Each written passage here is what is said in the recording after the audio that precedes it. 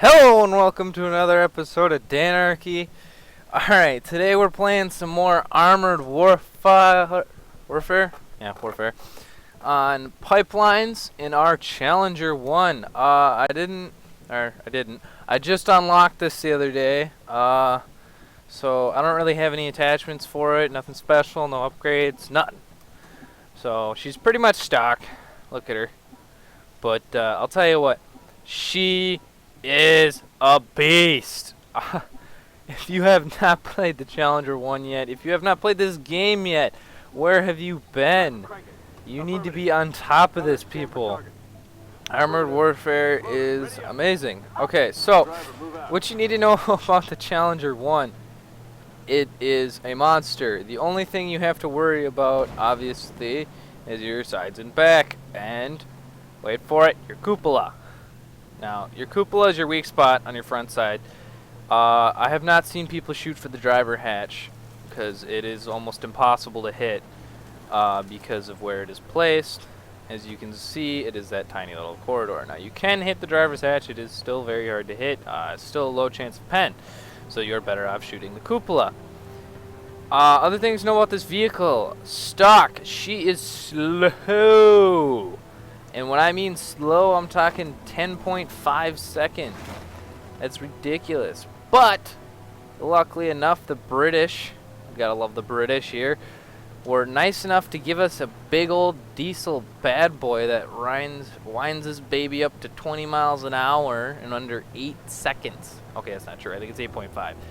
But, luckily enough, the British wanted more speed out of this bad boy, and I'm pretty sure it's 7.5 seconds, but that is the 0 to 20 time, which is absolutely ridiculous because even the T-72A, which is a much smaller, lighter vehicle, still only has an 8-second 0 to 20, and that is with the upgraded engine. So this bad boy hauls once you get the upgrades for her.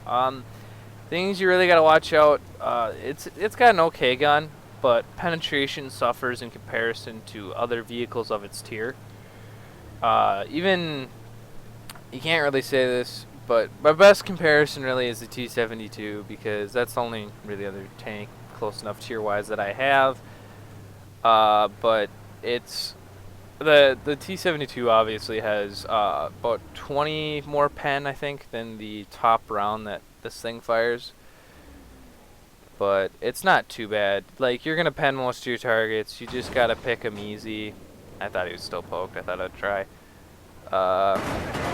Ooh, wow. Well, we took some hits from the side there while we were turning out of there, so we'll probably, since our entire team's on the other side of the map, we should probably rush this, or this is gonna turn into a really quick slaughter fest, which happens a lot in this game. Don't run into me. Chieftain, you are... No, stop backing up. Let me get around you. There you go. Enemy tracking him helped us out.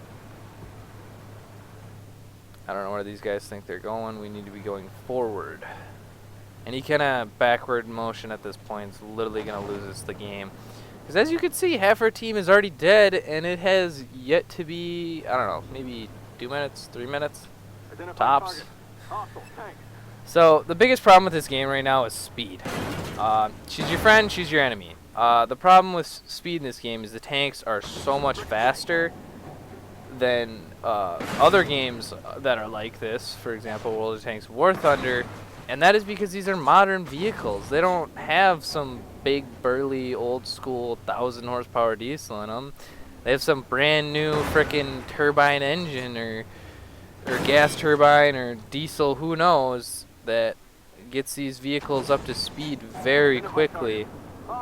And then you gotta remember the smaller vehicles like the light tanks and so on can easily reach high speeds very quickly. Yeah, so he turns so he can't hit that cupola.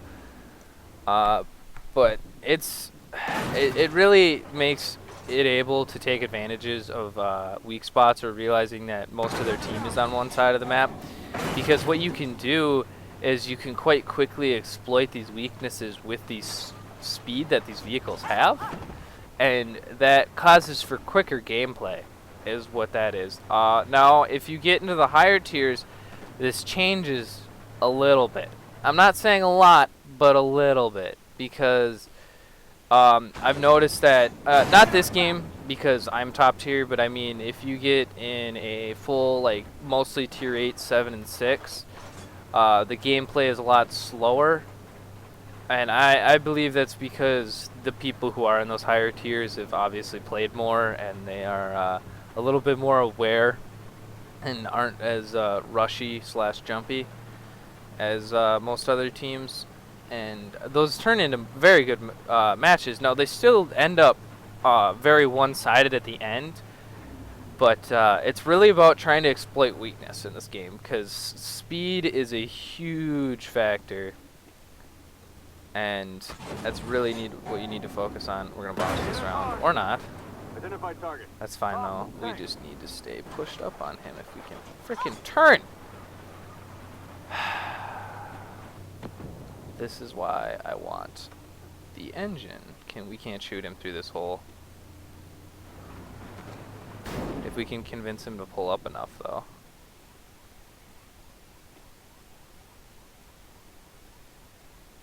What's he doing?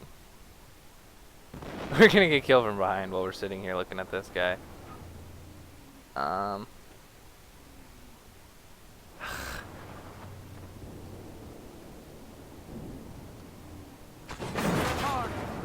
it. I was hoping he couldn't sneak one through that side plate. So we're dead. That's what I'm talking about, though. As you saw, we got about half their team, but in the end, still, it does seem like a one-sided fight at the end, because 2-8, that's pretty bad. So this is what I'm talking about. The speed of the vehicles is really just a massive factor in this game. And as you guys could see, there was not too much I could really do, because by the time that they were so rushed over our team, our other teammates were already starting to dwindle. So thank you for watching. Comment and subscribe. And if you like the video, click the like button. Trust me, it helps me a lot.